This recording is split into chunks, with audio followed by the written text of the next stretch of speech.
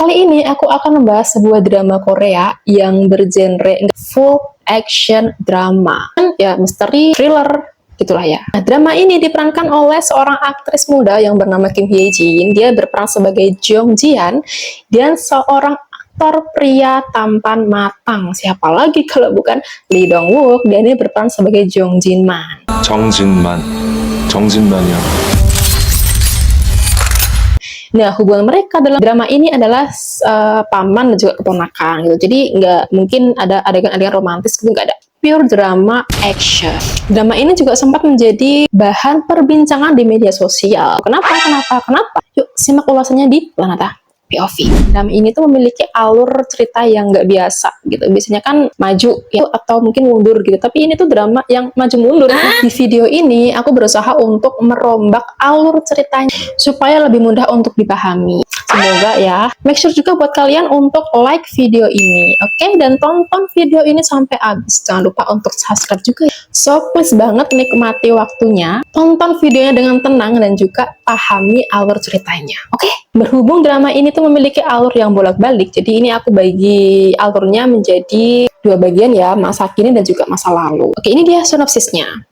Drama ini bercerita tentang seorang remaja yang bernama Jong Jian yang hidup dengan pamannya yang bernama Jong Jin Man. Orang tua dari Jong Jian ini meninggal dunia. Jong Jin Man ini memiliki sebuah toko yang berjualan selang gitu. Nah, dia ini adalah ownernya. Suatu ketika Jian ini dikabarkan pamannya ini ditemukan tewas di kamar mandi rumahnya. Penjelasan dari pihak forensik sendiri bahwa Jin Man ini meninggal karena bunuh diri.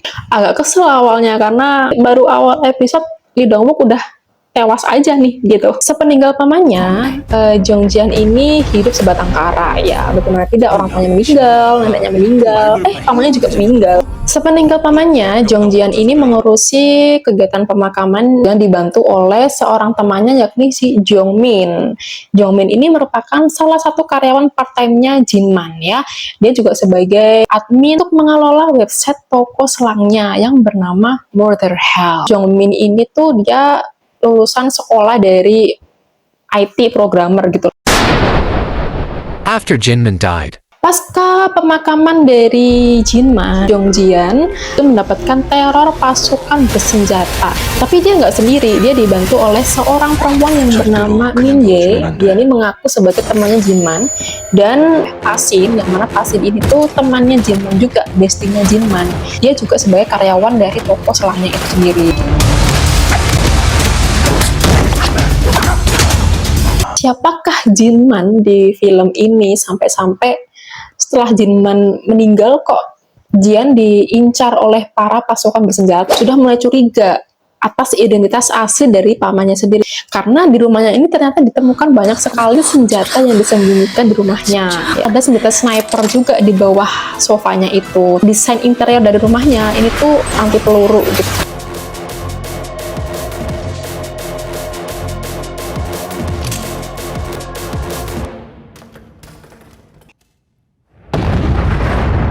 Jian ini juga semakin curiga karena Jian dan juga Jong Min meretas sebuah ponsel milik Jong Jin Man yang berisi sebuah pesan ada transaksi uang sekitar miliaran gitu. Jong Min ini meretas situs websitenya Murder Help. Ternyata di balik website toko selangnya itu ternyata si Jin Man ini jualan senjata berbagai macam seri dan jenisnya.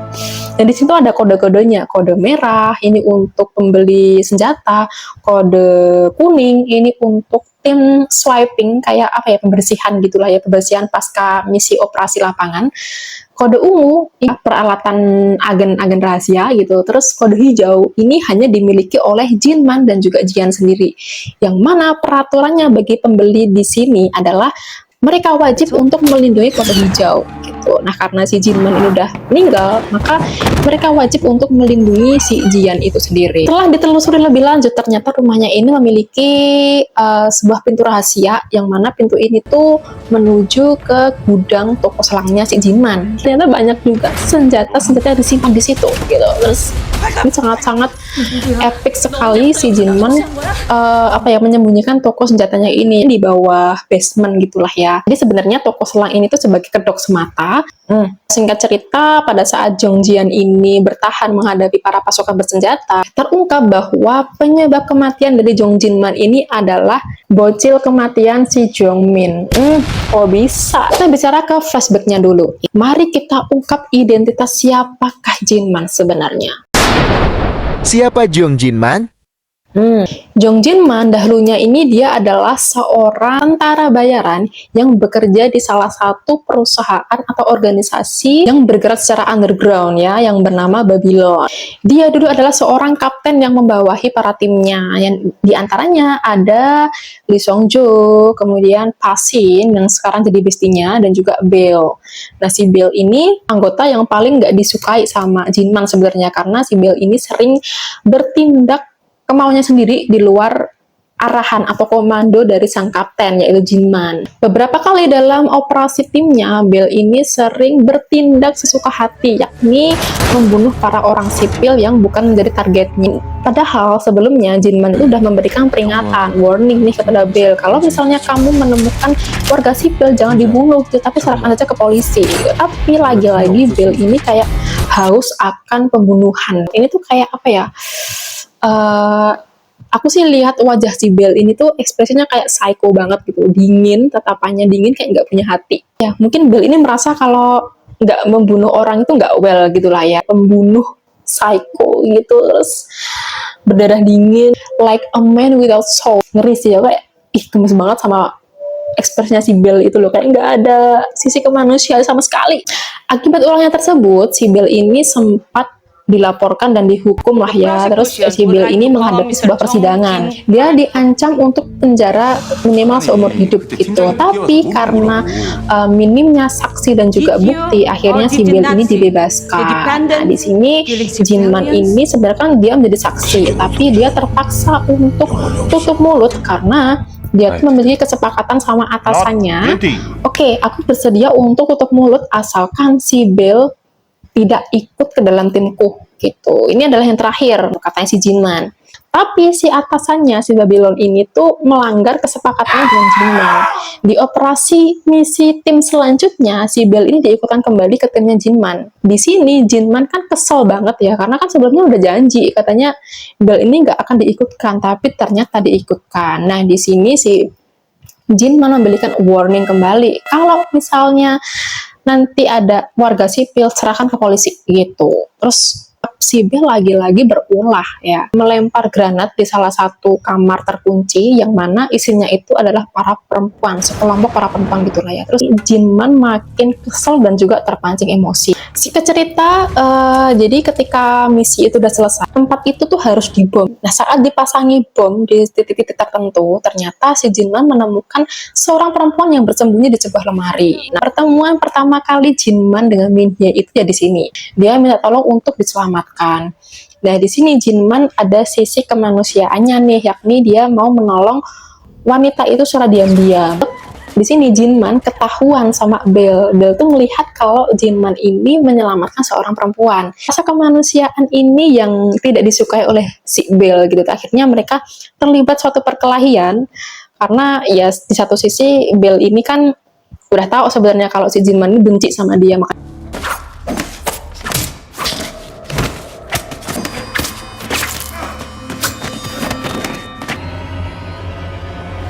di saat bom waktu ini berjalan, Jinman dan juga Min Hye berhasil kabur dari ledakan tempat itu, dan Bell ini menjadi korban ledakan di tempat tersebut dan dikabarkan tewas. Nah, setelah misi itu selesai, si Jinman ini mengajukan cuti, terus kembali ke keluarganya.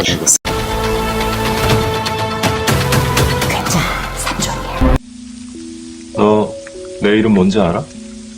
몰라. 정진만. Selama masa cutinya, ini justru keluarganya Jinman satu persatu ini tewas secara tiba-tiba dan juga tidak wajar. Di antaranya ada ibunya Jinman, itu tiba-tiba meninggal di rumah sakit. Kemudian saat pemakaman ibunya Jinman ini, orang tua dari Jian, yakni kakaknya Jinman dan juga kakak iparnya, ini tuh ditemukan tewas juga di gedung pemakaman itu sendiri di hari yang sama. Isunya mereka ini tewas karena isu perselingkuhan. Si Jinman ini nggak sebegitu polosnya gitulah ya. Terus setelah diselidiki lebih lanjut, ternyata Jinman menyadari bahwa keluarganya ini meninggal akibat dari Bell. Dengan kata lain, si Bell ini ternyata masih hidup dan mengancam keluarga Jinman, termasuk Jinman itu sendiri. Jadi dia tuh pengen Jinman tuh menderita gitulah ya. Nah, tersisa satu anggota keluarganya Jinman, yakni seorang bocah kecil yang bernama Jian, Jong Jian. Waktu itu masih kecil. Karena itu si Jinman berusaha sekuat tenaga untuk melindungi Jong Jian, ponakannya. Setelah kejadian itu, Jinman berhenti tentara bayaran dan beralih profesi untuk berjualan selang gitulah ya. Nah, selama bertahun-tahun si Jinman ini tuh berusaha untuk melindungi Jong Jian, mulai dari merenovasi rumahnya, desain anti peluru, dan juga menyembunyikan senjata-senjata di rumahnya. Bertahun-tahun Jinman menjadi seorang tentara bayaran, tiba-tiba dia harus mengurus bocil.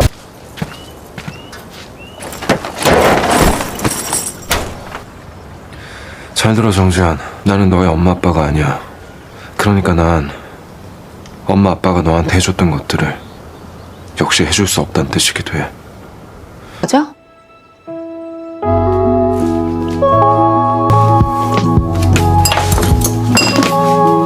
Nggak ada ilmu parenting sama sekali. Jadi Jian itu selama hidup dengan pamannya itu nggak diajarkan yang namanya mengelola emosi atau apalah, itu nggak ada ilmu parenting ala Jinman. Jinman mengasuh Jian. Yakni mendidik Jian untuk mandiri gitu lah ya, dan juga mengajarkan beberapa teknik bela diri, dan tujuannya memang untuk melindungi Jian sebenarnya, karena Jian ini kan nggak tahu kalau sebenarnya pamannya ini adalah seorang tentara bayaran. Nah, itulah ilmu parenting ala Jinman, yakni survival skill gitu ya, yang diterapkan kepada Jong Jian. Setelah meninggalnya orang tua Jian, Jian ini mengalami kelainan afasia. Ingat nggak sih kejadian waktu Jian di rumah sakit, terus dia dikejar-kejar sama tentara Babylon, dan dia tuh sembunyi di salah satu kamar jenazah di samping mayat ibunya. Wah, itu kebayang nggak sih? Gitu.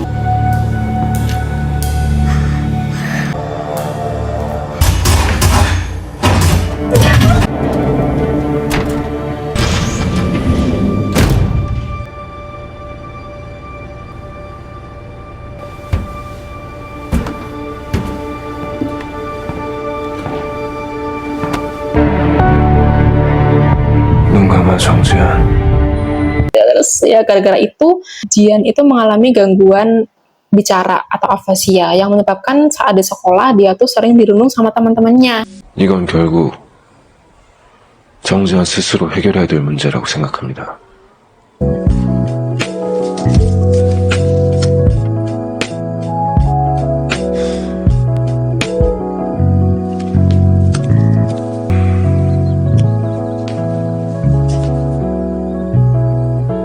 Sesi ketemunya Jian dengan si Jongmin. Nah, di sekolah itu Jian kan sering dibully nih. Ada seorang laki-laki yang mau membantu Jian, yakni yang bernama Jongmin itu. Semasa Jinman mengasuh ponakannya ini, Jinman tuh berpesan. Pokoknya sering banget Jinman itu memberikan nasihat lah kepada Jian gitu. Dengan kalimat khasnya, yakni Jildro Jongjian, Jildro Jongjian gitu kan. Itu kalimat yang sempat terngiang-ngiang bagi penonton Chef for Killer. 잘 들어 정지한. 불구덩이에서도 살아 돌아올 수 있어. 잘 들어 정지한. 주민번호는 태어나서 죽을 때까지 평생을 쫓아다니고, 이 학번도 마찬가지. 14 201 9074. Kalau misalnya kamu mengalami kesulitan dan butuh bantuan, teriakkan namaku 3 kali. Terus Jong Jinman, Jong Jinman, Jong Jinman. Itu adalah passwordnya Jian kepada Jinman kalau minta tolong. Wih, kurang populer apa ini si Jong Jinman ini ya. Jian ini kan dirundung sama teman-temannya nih, dibully di sekolahnya, terus dikurung di salah satu gudang gitu. Terus yang tadinya Jian nggak bisa bicara, dia kan minta tolong tuh, neriakan nama samconnya, yakni Jong Jinman. Akhirnya si Jian bisa bicara kembali. 지안이가 말을 못하다 보니까 애로사항들이 좀 있는 것 같아요. 왜 잊었어? 금방 오겠다 했잖아. Lalu Jinman ini memprediksi bahwa kemunculan Bell ini akan menjadi suatu bom atom baginya. Maka dari itu, saat si Jian beranjak dewasa, Jian merasa tinggal dengan pamannya ini merasa kayak di penjara gitu. Ingin hidup sendiri dan terpisah dengan pamannya. Pamannya membuat suatu taruhan. Jika kamu bisa memukul wajah, kamu berhak untuk hidup sendiri. Nah, si Jian ini kan nggak tahu sebenarnya pamannya ini kan seorang kapten tentara bayaran. Ternyata ya nggak segampang itu. Dia meminta bantuan kepada Pasin. Nah, Pasin ini tuh ahli bela diri gitulah ya, Muay Thai. Nah, di sini Jian tuh minta tolong kepada si Pasin untuk mengajarkan bela diri kepadanya. Supaya apa? Supaya dia tuh bisa meninju atau memukul wajah samconnya ini dan bisa lari dan hidup bebas. Jongmin kemana? Gitu. Sabar dulu gitu. Ini dia Jongmin muncul. Jongmin ini adalah temannya Jian. Si Jongmin ini mendaftar di tokonya Jinman untuk menjadi pekerja paruh waktu dan juga mengelola website dari Murder Hell. Pasukan Babylon ini kan mengincar keluarganya Jinman nih gitu, dan dia memperalat si Jongmin gitu untuk membunuh Jinman. Jongmin ini menyerahkan sebuah pesan suara gitu, ngancem lah ya istilahnya, mengancam Jinman dengan menunjukkan sebuah pesan suara yang mana suara itu merupakan suara dari Jian yang isinya adalah selamatkan aku Samcon, selamatkan aku Samcon. Tiba-tiba setelah si Jinman mendengar pesan suara itu, dia tuh tiba-tiba masuk ke dalam kamar mandi dan nggak keluar-keluar. Dan ternyata setelah dibuka, Jinman ditemukan tewas di batapnya bersimbah darah gitu, dan dikabarkan bunuh diri. Masa iya sih mantan tentara bayaran kalah sama bocil kematian Jongmin? Nah, ini yang menjadi spekulasi para penonton juga. Kita kembali ke masa kini ya. Masa sepeninggal Jinman. Penyerangan pasukan dari Babylon itu terus berdatangan ke rumahnya Jinman untuk mengincar Jian dan juga toko senjatanya. Singkat cerita, pada saat si Jian ini bertahan di gudangnya, ini tuh dia mendapati sebuah fakta bahwasanya si Jinman ini meninggal akibat dari si Jongmin. Terus si Jongmin ini berakhir tewas di tangan Lee Songju. Ya, Lee Songju ini mantan bawahannya Jinman, alias pasukannya si Bell. Si Jian ini juga menerima sebuah wasiat.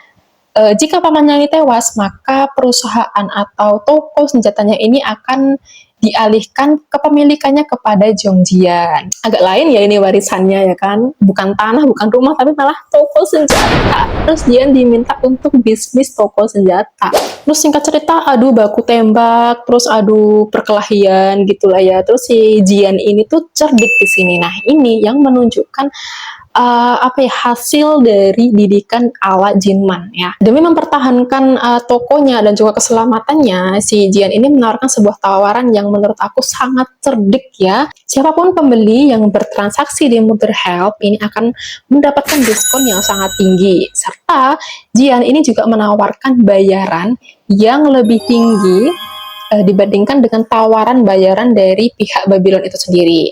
Dan juga mengeluarkan sebuah ancaman, yakni melempar sebuah kepala manusia, yang mana kepala ini merupakan kepala Lee Songju. Tahu kan, Lee Songju ini kan kaki tangannya si Bell gitu. Nah, jika menolak tawarannya, maka semua anggota yang ada di toko ini maka akan berakhir tewas gitu, karena diam-diam si Jian ini memasang bom di gudang tersebut gitulah ya.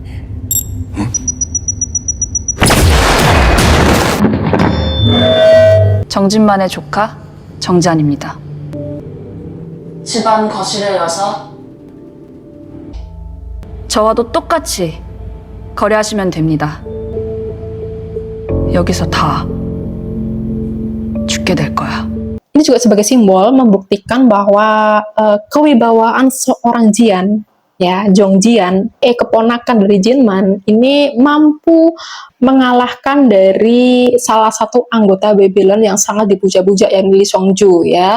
Ini menurut aku sangat keren sih, gitu, karena penawaran ini tuh penawaran ya bisa dibilang cerdik, karena kan dalam situasi yang sangat-sangat genting dia berhasil menawarkan sebuah tawaran yang sangat-sangat menggiurkan, dan dengan tawaran tersebut masing-masing dari anggota bayarannya Babylon ini tuh menimbang-nimbang gitu. Tawaran dari Jongjian ini lebih menguntungkan daripada tawaran dari Babylon itu sendiri gitu. Akhirnya pasukan Babylon mundur. Jian berhasil mempertahankan toko senjatanya dan juga menyelamatkan diri. Mungkin kalau Jinman masih hidup, ponakan gue nih.